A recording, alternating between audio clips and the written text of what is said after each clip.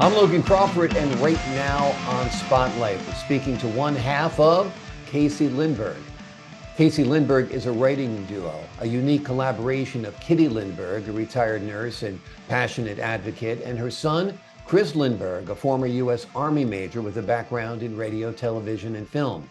Together, they combine their diverse experiences and talents to craft engaging narratives in books such as The Rise of the Red Crescent, and now Mighty Men Rising. We're delighted to have this very talented author join us here today on Spotlight, and we ask viewers like you to support writers like him by subscribing to our channel and by purchasing his wonderful books. Chris, thanks so much for joining us here today on Spotlight. It's my pleasure. I'm looking forward to this. Tell us a little bit about the collaboration with your mother. You each have a unique background, and together you help bring these books to life, correct?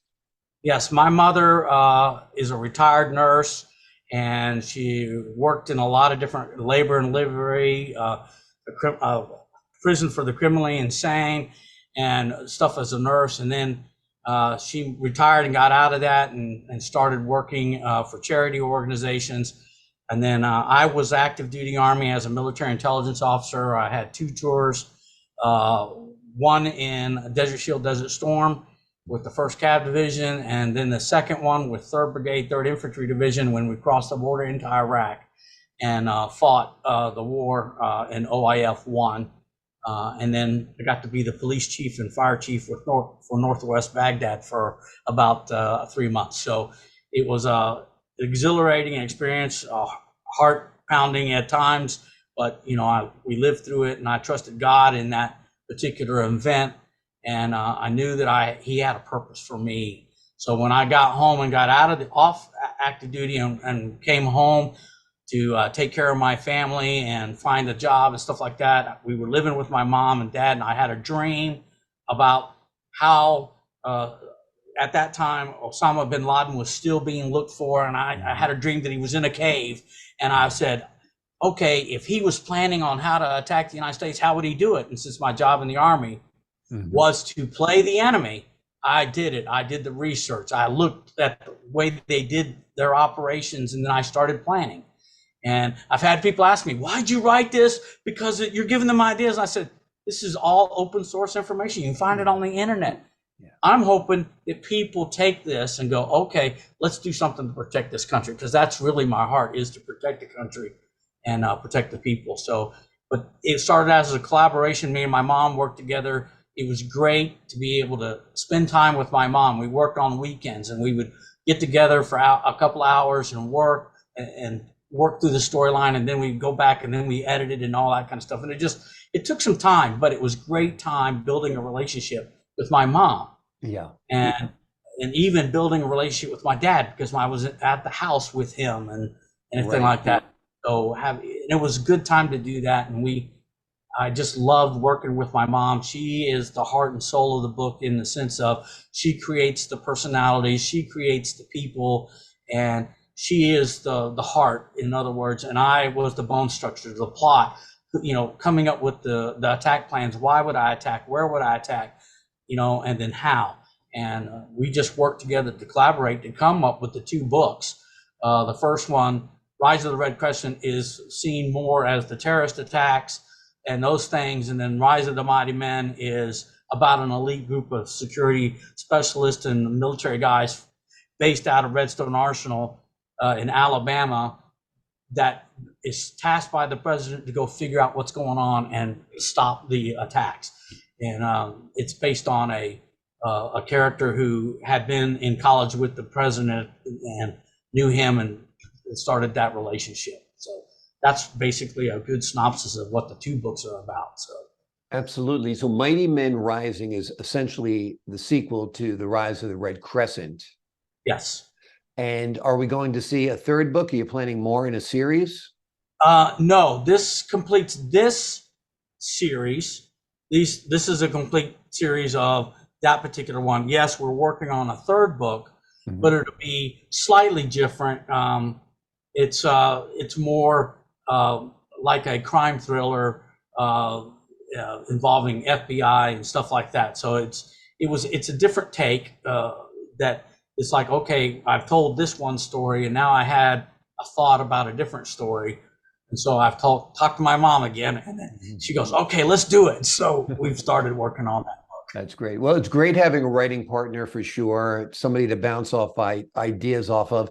And it's also nice to appreciate your mom on another level where you see her as a creative individual. And that's terrific. And I'm sure rewarding as well. Let's say Hollywood came to you guys and said, we want to turn the rise of the Red Crescent into a book, into a movie, rather. It's already a book. How would you envision it? Who would you star in it? Tell me a little bit. Have you thought about that at all? Yes, a little bit. I would like to see it made as a movie. And I love Gerard Butler in his action movies and stuff like that. So I would love someone like him to play the lead role, and just have fun with it. And I think it could be fun. And I think it could be a great story. It's a great story as far as I'm concerned. And I think it would translate well into a movie because it has the action, it has romance, it has funny stuff. It covers the gamut of what you would need in a movie to make, because a lot of his action movies have the humor, but action and a little bit of the romance in there and stuff like that. So I think it would translate well. Absolutely. Absolutely. Now you got two books, so it could be a series of movies or actually a series, which would be great as well. Yes. So Hollywood, if you're listening, these would be great works to turn into something on the big screen. Yes. Dealing with terrorism and national security, we touched on it a little bit. Were you concerned at all about handling these issues responsibly in the novel, or did you feel that you're safe, you're covered because anything you're putting in there is already out there? Yes, I purposefully made sure that we got any and all information off of the internet. Right. I made sure that it was out there. You could do Google Earth and you can see the locations and you can check them and you can look at that stuff. Mm-hmm. So I felt, okay, yes, these are vulnerabilities that I see. And I would like that people recognize that it's a vulnerability and maybe it leads to some change in the security apparatus of the United States.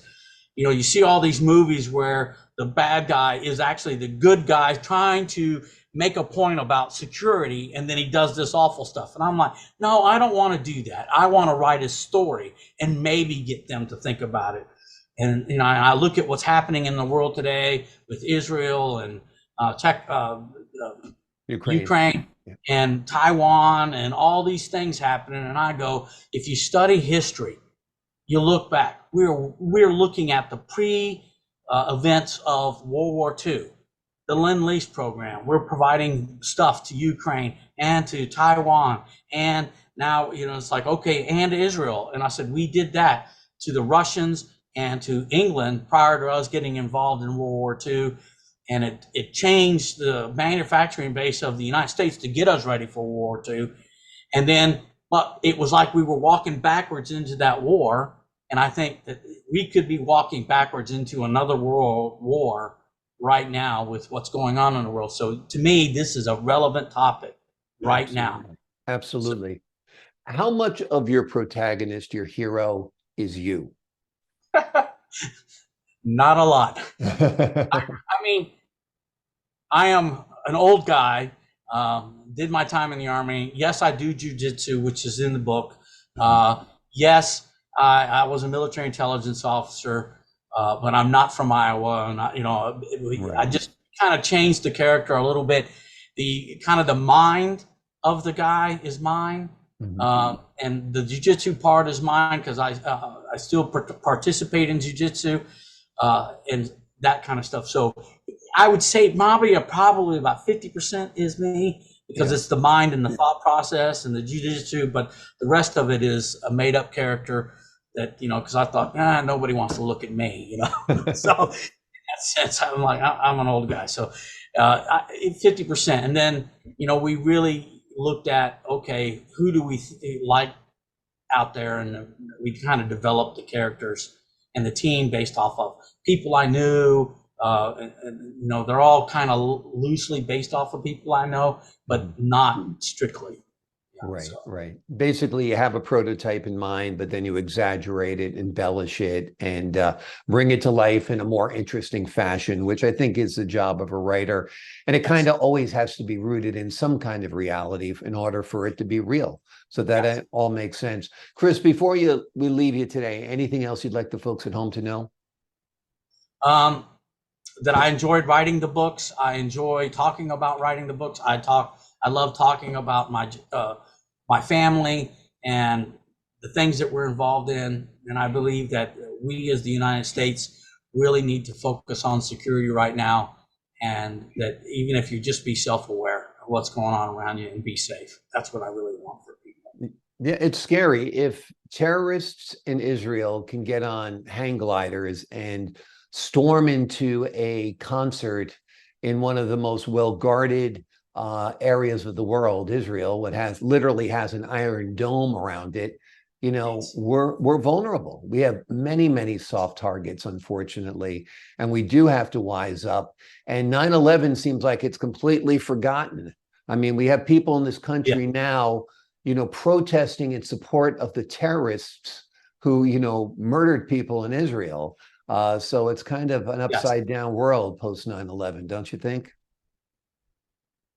Yes, I think that's a sad thing for me. Having served in the military after 9/11 and everybody was gung ho to see how quickly we have devolved back into this society that, oh, we're denying that Yeah, the evil is out there. right. And evil is out there. And I think we're going to see a world of change coming soon in the sense of war and rumors of war and those kinds of things. And I think the American people need to be woken up right Yeah. It's strange. We had 9/11 and it's completely forgotten about. 3 years ago, we had a pandemic, and I don't think we're any more well prepared today than we were 3 years ago. I think now. so it's amazing. We get hit over the head. You'd think you'd learn, but we don't. I guess that's part of the human species. I don't know. Yes. Yep. History starts the day you were born. Yeah. Well, You don't. Chris, these are engaging books that you have written, and I think they're important books. Like you said, they are wake-up calls to the folks out there that terrorism is real and is a threat. The first book in the series is The Rise of the Red Crescent. And the second book, the sequel, also an awesome book, is Mighty Men Rising. You will love these characters. You will love these settings. You will love their adventures. You will love their lives as well. They're written by Casey Lindberg, which we mentioned is a collaboration between Chris and his mom, Kitty. Chris, thanks so much for joining us here today on Spotlight. It's been my pleasure. Thank you. The pleasure's been all mine, sir. Thank you for your service. And to the folks at home, I'm Logan Crawford, thanking you for your time this time. Until next time on Spotlight.